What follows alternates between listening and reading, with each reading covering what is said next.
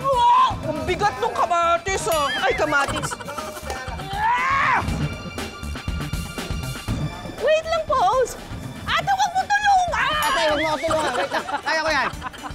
Ang papayat! Ang tawag niya, senyoritang langgunisa. Senyoritang langgunisa. Sa lugar na ito, uso ang tawaran. Pero sa mga hamon na aming haharapin, hindi raw uubra ang tawad. Ngayong gabi sa Pinasarap, gogora tayo sa pamilihang bayan ng San Juan, ang Agora Public Market. Paa. Paa. Hindi ko alam to. Wait lang. Mascara. Liempo, liempo. Ay, wait lang. Ribs. Calcium. Paa rin. Apat pala yung paa ng baboy, no?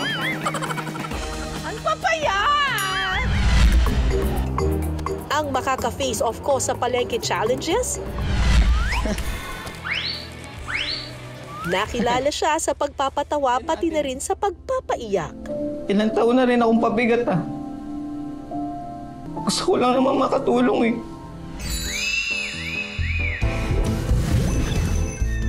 At isa raw siya sa pinakagwapo na leading man sa bansa, yun ang sabi niya. Okay na yan. Walang iba kundi si Empoy Marquez. Organized! Wait lang, wait lang, wait lang, wait lang. Nahulog yung... Nabutas! Butas yung mata. Sino ang matitirang sariwa? Miss Cara, alam mo, first time ko to, ha? Ako rin eh. Pero nakaka-challenge siya. Ayan, ayan, ayan! Wait lang, wait lang. At uuwing binasa. Wow, ang alat! Maalat. Lagyan ko nito. Sobrang alat nung ano, Bin. Simula na ang laban sa Pinasarap Kusina Battle Palengke Edition 2.0. Ano kaya ang masarap dito sa Agora Public Market? Fresh to, di ba, te? I think, kitang-kita ko na ang pinakamasarap. Ito na po ang pinakamagandang collab ngayon. Ang pinakaswabe at pinakagwapo sa balat ng lupa at pinakamasarap, Empoy! Ginawa mo naman akong minatamisan, pinakamasarap. 7 palengke challenges ang paglalabanan namin ni Empoy. 1 point ang bawat challenge. Ang may pinakamaraming puntos, tatanghaling Pinasarap Kusina Battle Palengke winner. Oh my God! Isa lang pala yung... Sa unang hamon, masusubok ang lakas ng aming mga braso. Dahil ang challenge, maging kargador ng gulay. So meron ako ditong repolyo, may carrots, may sayote. Alam nyo ba na ang isang stall dito sa Agora Public Market, siguro nag-aangkat sila ng mga 20 to 50 kilos ng iba't ibang gulay. So 20 or 50 kilos ng repolyo, 20 or 50 kilos ng carrots, etc. etc. Tapos kapag hindi naubos yun, ginagawa nilang chop suey. Ngayong araw na to, ang gagawin namin ni Empoy, ikakarga namin ito. Gaan lang to, kaya namin. Ala kargador kami ngayon ng gulay. Didiretso namin sa iba't ibang mga stall ang mga gulay na ito para ready nang ibenta. Let's do it! Gamit ang kariton, kailangan naming i-deliver ni Empoy ang halos 60 kilos ng mga gulay papunta sa stall na nangangailangan ng dagdag na supply. Ang pinakamabilis na makapagbababa ng mga gulay, siya ang panalo. Ako ang mauuna para sa round 1. Cara versus Empoy, simulan na! Okay. Kailangan, ano... Wow! Ang bigat ng kamatis, oh. Ay, kamatis. Alright! Wait lang, baka matanggal. Wait, oh my God! Isa lang pala yung ano nito. Wait lang, Pose. Diyan ba? Akala ko dito!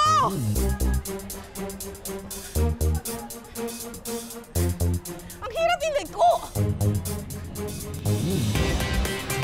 Dito ba? Saan ba? Dito na! No! No! No!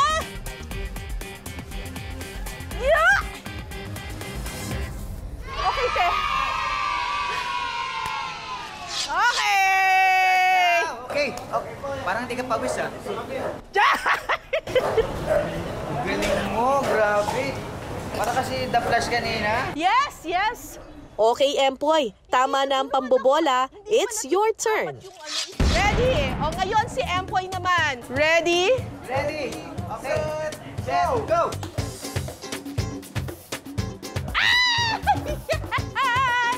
Ah, organized. Parang talagang ano ah. Wait lang. Nahulog yung nabutas. Butas yung mata. Ah, tama yung kanyang plan. Ang ginawa niya, balanse yung ano, mga gulay. Tan. Saan ka? Diyan! Saan ba? Dito ba? Diyan, diretso!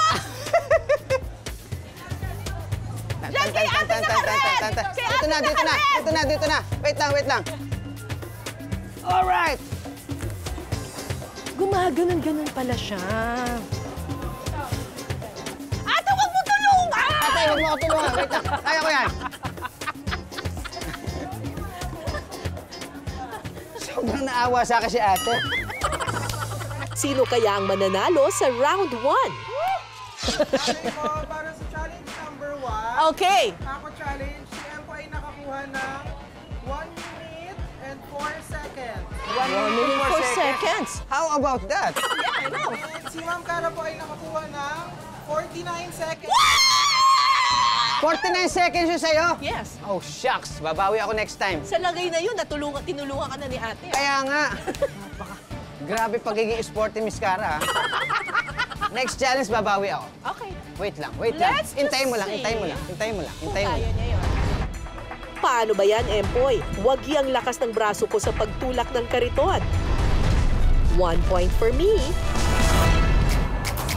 Ang mga ibinibentang longganisa sa Agora Public Market dito rin mismo sa palengke ginagawa. Mula sa paghahalo ng mga sangkap, hanggang sa pagbabalot nito, hands-on ang mga tindero-tindera. Sa round 2 ng ating kusina battle, magpapagalingan at paramihan kami ni Empoy ng maitataling longganisa. Bago namin simulan ng hamon, tuturuan muna kami ni Kuya Hermes ng tamang sukat at diskarte para sa pagtatali. Pisil, Isa ulit. isa ulit, buhol. Ah, hindi. Lalagyan lang ng pagitan. Okay. Buhol, buhol, Hatak. pisil, Sel. hatak, Hatak. Doble. buhol, hatak, Okay. pisil. Pisil. Buhol, Buhol, hatak, hatak, pisil. pisil. Buhol, hatak, pisil. Pisil. Buhol, hatak. Naku, challenging din pala ito. Nilista mo ba? Sorry na. O Empoy, gets mo na ba? Kaya namin to? Hatak, pisil. Kayang-kaya. Sa loob ng 5 minuto, ang may pinakamaayos at pinakamaraming maitaling longganisa, siya ang panalo. Round 2, let's get it on! Okay, ready and go. Go po! Paano ba? Itatali muna, di ba? Shucks, mali ka agad ako. Wait lang. Hindi ako nanonood kanina. Okay. Parang gumanon siya eh. Paano ginawa ni tatay? Wait lang! Hindi mali agad! Oo nga, wait lang. Wait lang. Timer starts na agad yon. Okay, there. Tapos... Tama ba ako, tatay? Mali nga. Oo, tama. Nakikita mo na, tulungan mo na ako. Paano ba? Paano yung ganun? Dito mo. Pisil mo. Ayun nga, ako. Ayan! Aray! Miss Cara, alam mo, first time ko to, ah. Ako rin eh. Pero nakaka-challenge siya, ah. Ayan! Wait lang. Nabuhol na siya. Wait lang, sa pisil na ako eh. Pisil. Hatak! Masyadong mahigpit. Tumigas na. Pisilin mo kasi, Miss Cara, pisilin mo lang. Okay, here. Mukha lang siyang madali pero talagang kailangan ng pasensya sa challenge na ito.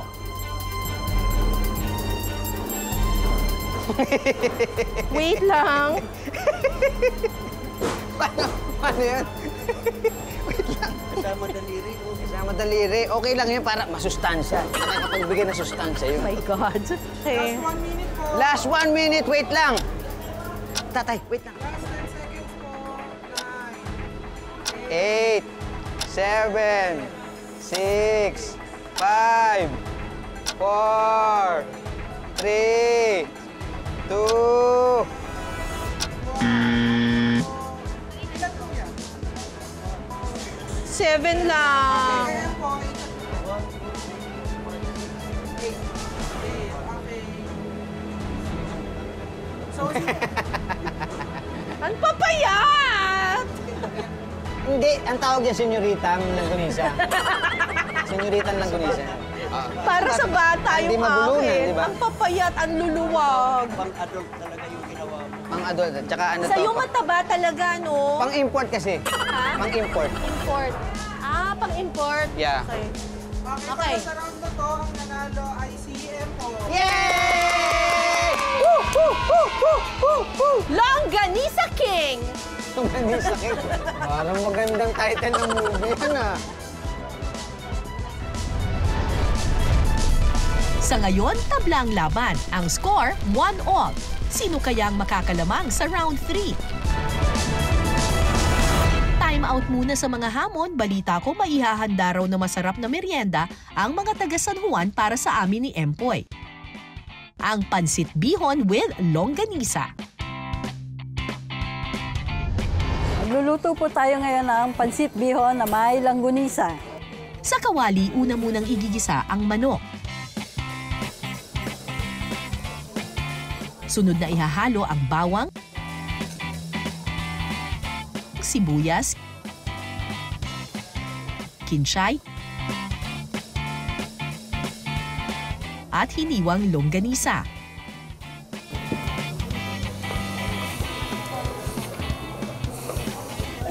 Titimplahan ito ng paminta, seasoning at toyo. Hintayin muna nating maluto yung manok at saka natin ilalagay yung mga gulay. Sunod na ilalagay ang carrots, sitsaro, at repolyo.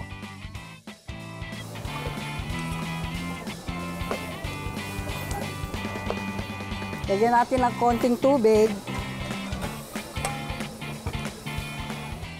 Ihahalo na rin ang napalambot na bihon noodles.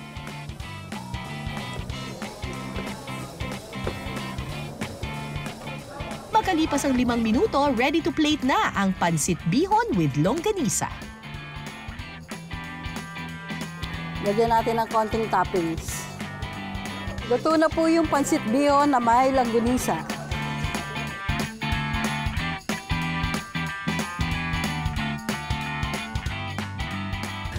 Ito na po ang pansit bihon, Wow. pero longganisa raw yan, Empoy. Akala ko carrots. Parang carrots talaga, di ba? Correct! Kasi orange kulay. Yes, pero longganisa raw yan. Yan yung mga binalot-balot, tinali-tali natin kanina. Hindi nga. Oo. Yan yun. Oo. Tingnan mo nga kung langgunisa talaga. Longganisa nga.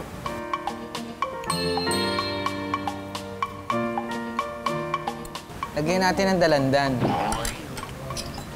Hindi naman pala matamis yung longganisa. Nakakapanibago lang. Ang sarap ah. Bagay pala, no? Yung dilagyan ng longganisa. Parang pa-chorizo Bilbao ang peg niya. Or chorizong Macau ang peg niya. Parang chorizo. Di ba may mga pansin na nilagyan ng chorizong Macau? Yun. Longganisa ang nilagay nila. Sarap. Pwede. Perfect.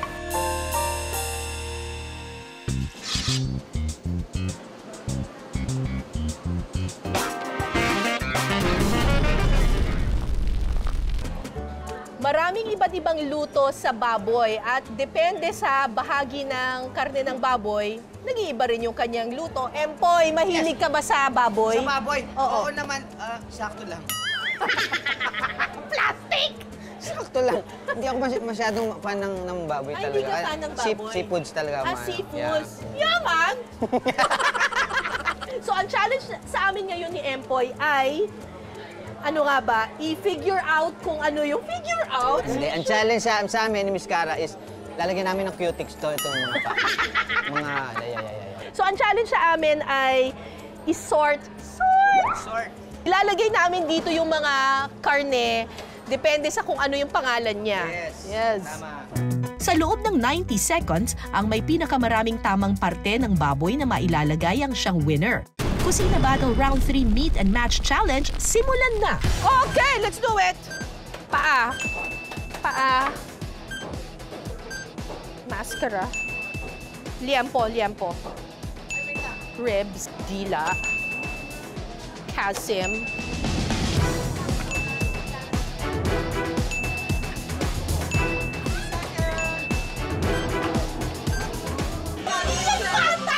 Ano ba yan? Hindi, ito, maskara. O, ba't wala kang pata? May pata ko ito. Hoy, Empoy! Mali ka! Hindi chine-check! Ano ba? Ba't apat yung nandyan? Dalawa. Eh, siyempre, ano ba? Apat ang paano? Ano ba sa English ng baboy? Four. Four. Okay. Tinidor! Wala kang Dila. pata! May, ito nga ang pata. Dito nilalagay sa taas! Ah, dyan ba? Oo nga. Ano. Stop na po. Sino kaya ang nagwagi sa Meat and Match Challenge? Alamin mamaya. Shucks, parang mali ako ah. Siyempre, hindi kumpleto ang kusina battle kung walang cook-off. Dahil kanina, Empoy, Oh, yes. nag-ano tayo ng mga liempo, di ba? Ang isa daw luto sa liempo ay humba. Humba. So marunong ka maghumba? Hindi nga ako sanay maghumba eh. Pero pinanood nga namin ng kapatid ko. Yung nga, di ba Zumba. kagabi? Hindi Zumba. Paano nga ba to? Sino ang mas magaling magluto ng humba? Yan ang malalaman sa round 4.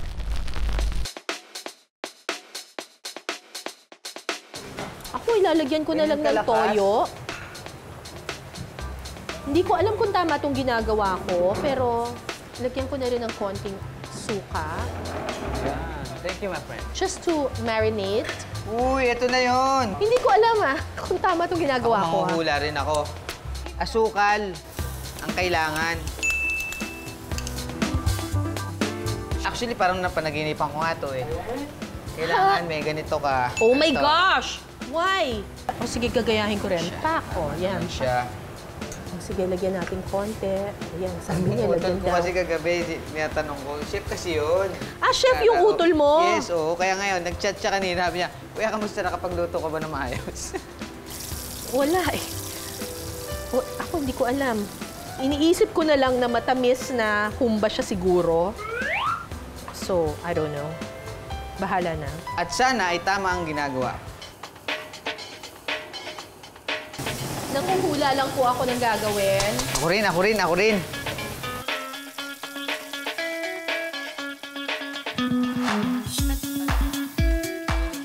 Tignan ko kaya nito. Patsyam na lang to. Mukhang masarap yan ah.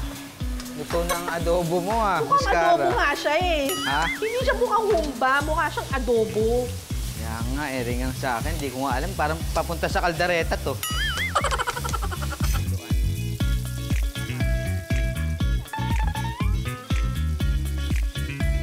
Uy, naaamoy ko na siya. Amoy ano? Ay, ang sarap. Amoy masarap. Siyempre, lagyan natin ng banana blossom. Eh, yung beans, kailan nilalagay? Mga February. February? Panood ko nga kagabi. Parang huli yun. Ah, huli yung beans? Ano man lasa nito? Ang alat? Saksakan ng alat!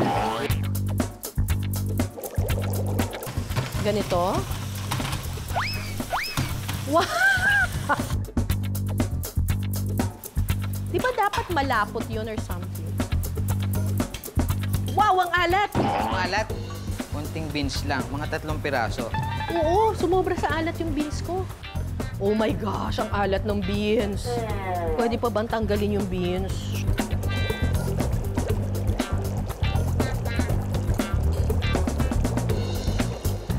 Malambot na ba yun sa'yo? Sa akin, hindi lang malambot. Ano? Pinatay ko na kanina pa ang apoy. Oh, bakit? Charan! Wow! At eto na po ang aming humba! Talagang ready na itong humba namin for judging. Kaninong version kaya ang papasa sa panlasa ng ating mga hurado? Ang huhusga via blind tasting, mga pambato ng San Juan sa pagluluto. Ababalita ko, ang ilan sa kanila may-ari mismo ng karinderya. Anong pangalan niyo, madam? Gali. Gali. Kayo po? Ann. Ann. Lisa po. Gali and Lisa. Gali ang Lisa. Galing Ang galing! Babanda.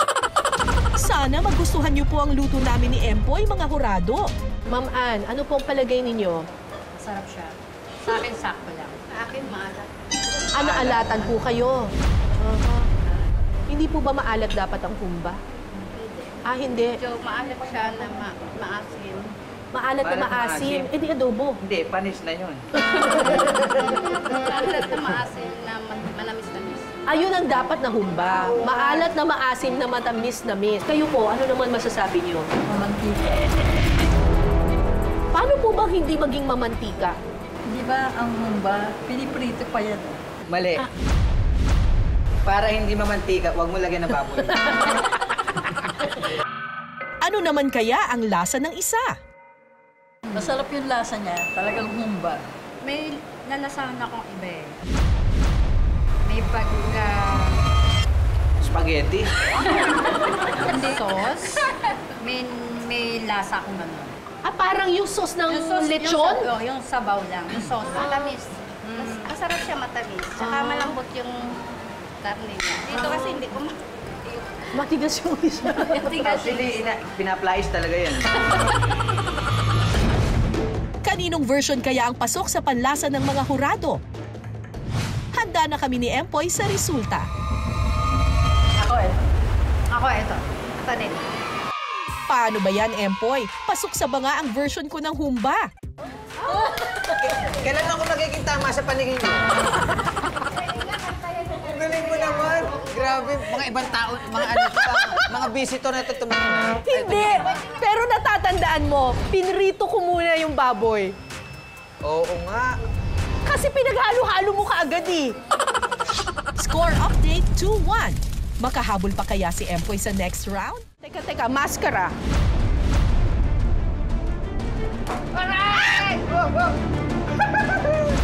Pata!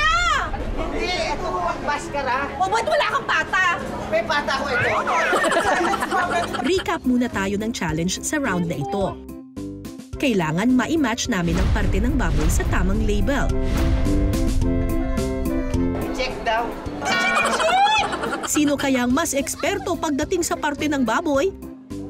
Kuya Hermes, you be the judge. Lila. Correct. Kasim. Correct. Limpo. Correct. Ribs. Correct. Paa. Correct. Pata. Correct. Maskara. Correct. I love it. Walang mali. I'm just so perfect. Ito kay Idol. Kaya sa unang tingin ko pa lang may mali na. Kuya, nalaglag lang. Ito yung pata. Nalaglag lang yan. Nalaglag. Nalaglag lang daw. Ito. Okay. So, ribs, Sabi ko sa'yo eh. Totoo ba? Paa. Tama. Etong rebs. Lila. Tama. Kasim. Kasim. Yan. Tama. Tama. Ito, Limpo. tama yan. Ito lang ang problema, hindi na niya naakyat. Dito niya nalagay. So, ang challenge natin, Ito. si Ma'am Cara, lahat tama. So, parang may meaning ka dun ah. Kuya. Idol, Ano yan? hindi mo naakyat, Idol. Hindi nga, nakaganyan pa nga yan kanina eh. Nalaglag lang. O ba't wala kang pata? O ba't wala kang pata? O ba't wala kang pata? Matapos ang 4 na challenges, ang score 3-1. Lamang ako ng 2 points. Galingan mo naman, Empoy. Wait lang! Baka Ito na naman ako. Hahabol ako. Huwag kang mag-alala, Miss Cara. Hahabol ako. Sa next challenge. Ang mga hamon na aming hinarap ni Empoy sa palengke talagang hindi binarat. Parang paa rin to. Teka, maskara. Liempo. Ang papayat! Hindi, ang tawag niya, senyorita, ang Longganisa. Para sa bata yung akin. Ang papayat, ang luluwag. At matapos ang 4 rounds, 3-1 ang score, lamang ako. Wait lang, baka matanggal. Pero si Empoy, pinagbigyan lang daw ako. Dahil sa mga susunod na round, mukhang hindi siya paaawat. Okay lang yan. Ako na ba? Ako bahala dyan. Wait lang. One chop suey. Wait lang. Anong chop suey? Sinorkat mo eh. Dahil sa part 2 ng Kusina Battle, Palengke Edition 2.0, mas kakailanganin namin ng lakas at diskarte. Parang mas mahirap ice candy. Okay. Huwag niyong pagbentahan si Empoy, ha? Let's go! Sa malamig nga. Ay, hindi. Tuloy ang laban sa susunod na linggo. Hindi ako nahihirapan sa kagatan, eh. Kagat, medyo challenge, no? Challenge sa akin yung kagat. Yan. Oh! Huli. Magandang gabi, ako po si Cara David. Ito ang Pinas Sarap.